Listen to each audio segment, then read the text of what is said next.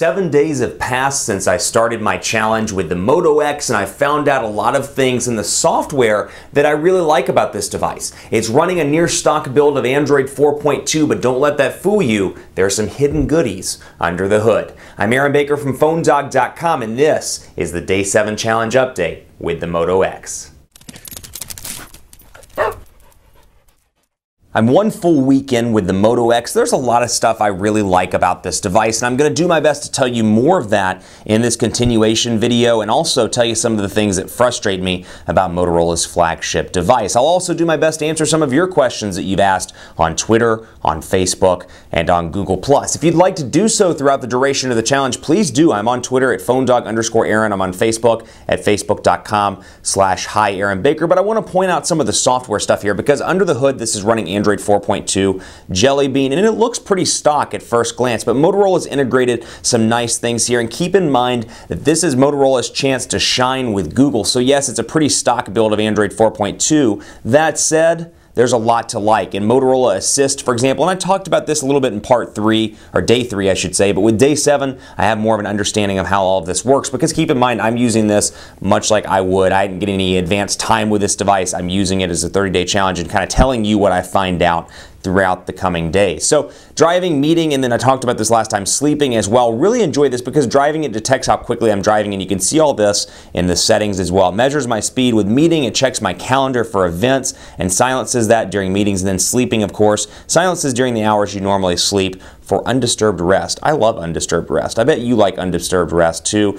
and it shows it in the notification area as well. And you can turn these on and off as you see fit. For example, I can turn driving off, I can turn sleeping off. If I want to get ready and take calls between 12, let's say, and 5, I can turn all this stuff off, and I can configure these as well. So meeting, for example, I can say silence, and I can find, allow vibrate only. I can make my favorites come through, so fiance, family, etc. Someone calls twice within 5 minutes will always be able to reach you. So nice to have this stuff integrated in, so don't write this off if you're not a fan of Android 4.2, the stock version. Don't write this off because there are some great software goodies under the hood. That's one of my favorites. I also really enjoy touchless control stuff here, where I can do the launch, for example. Okay, Google now. What's the weather like in Dallas this week?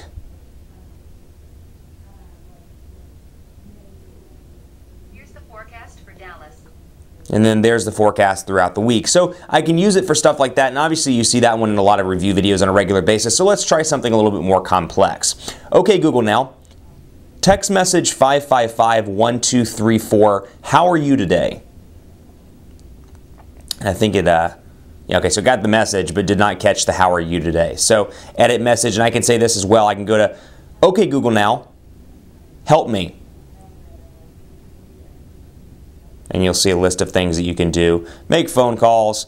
I can say get directions. I can send messages. I can set reminders. I can ask questions. I can schedule meetings, all that stuff, all from Google Now. So there's a little bit more usability, if you will, with Google Now as a result of the OK Google Now thing. So, and it kicked right in. I was kind of hoping it would do that when I said that. That's pretty cool. But I like this as well. The overall functionality, the ergonomics of this device are great. Now to answer some questions you've had on Twitter. One of the questions I get pretty commonly, how's the battery life on this thing? OK Google Now, how's your battery life? I'm just kidding. 2,200 milliamp hour battery on this device. I find it to be pretty decent for moderate use. It's not nearly as good as my Galaxy S4, and it's actually a little bit less, as far as I'm concerned, than the HTC One as well, both of which I've carried as personal devices. The Galaxy S4 blends in pretty nicely with a 2,600 milliamp hour battery. I find that at that size, it makes it through the day with moderate to kind of low heavy use. Now don't get me wrong, with the Galaxy S4, if I do it incredibly heavily all throughout the day, it does die.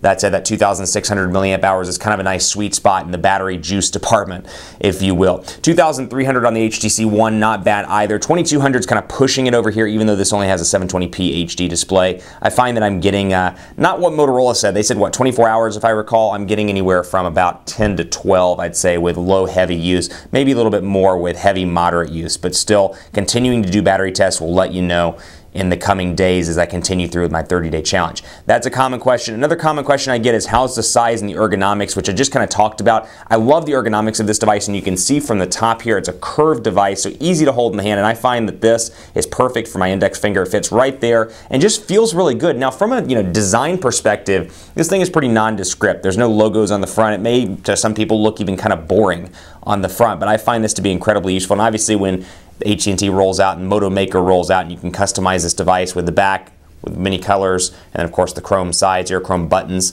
that'll be an added goodie or added benefit. But still, even in the white version, I find this to be incredibly good looking. It fits well in the hand. 4.7 is a nice sweet spot for a lot of people. The travel here is still decent, and more. So overall, really enjoying this device. So I talked a lot about the software stuff that I like a lot in this unit. Next time, I'm going to talk about some of the things I think need improvement in the Moto X. In the meantime, hit me up on Twitter with your questions, phonedog_Aaron on Facebook as well, facebook.com/HiAaronBaker. Thanks for watching. Stay tuned for the next update in the Moto X 30-Day Challenge.